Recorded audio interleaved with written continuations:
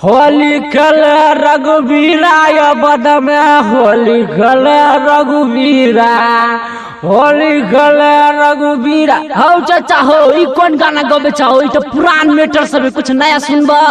अरे बाबू कौन गाना सुनाएगा? अरे एगो नया गाना है होली दरभंगा में होते। अरे लगाना रे बाबू, बड़ा निमन गाना है, लगा रे बाबू लगा। हेलो चक हेलो, साउंड वाला भैया थोड़ा आवाज दीजिएगा। जी हाँ मेरे दोस्तों, जितने भी होली खेलने वाले भाइयों हैं प्लीज अपने अपने टोली के पास आकर होली खेले और किसी दूसरे पर ना जाए। Present by new Dhun official. अरे सोना की में मुर्गा भुजे की होली दरभंगा में होते, हाँ होली मधुबनी में होते। अरे चिकनी में तारी छने की होली खगड़िया में होते, हाँ होली सहरसा में होते। अरे बाबू बेटी जब खोल पड़ा हो रोटी खोल के भाग गया, चलो रंग डाल दिया रे। अरे बाबू मैं छोड़ेगा नहीं। हाँ तो देखिए इस बूढ़ा आदमी को परेशान मत करिए और शांति शांति से होली खेलिए।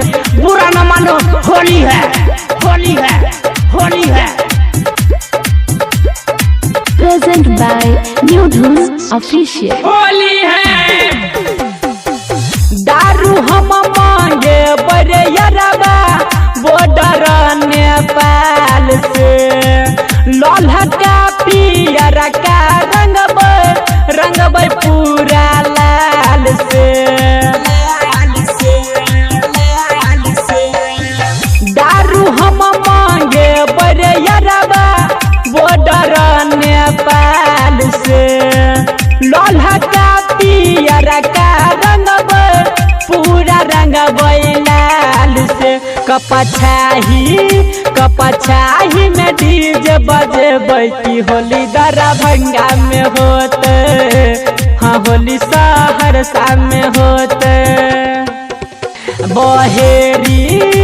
बहेरी में मुर्गा भुजते की होली मधुबनी में होते, होली जाके कोठरा में होते। जी हाँ मेरे दोस्तों, एक आवश्यक सूचना, एक हमारे बूढ़े बाबा का फरमाइश है कि न्यू धुन ऑफिशियल से गाना बजाया जाए जो कि रमन जी यादव का है और ताबड़तोड़ डांस चलेगा।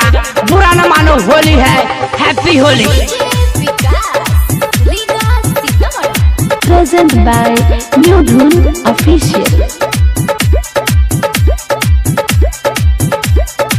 Recording by SR studio Ludhiana. Holi है भर दिन भैर रात चलते खूबे पार्टी।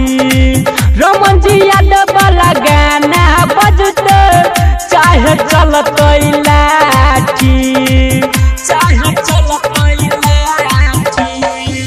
भैर दिन भैर रात चलते खूबे पार्टी।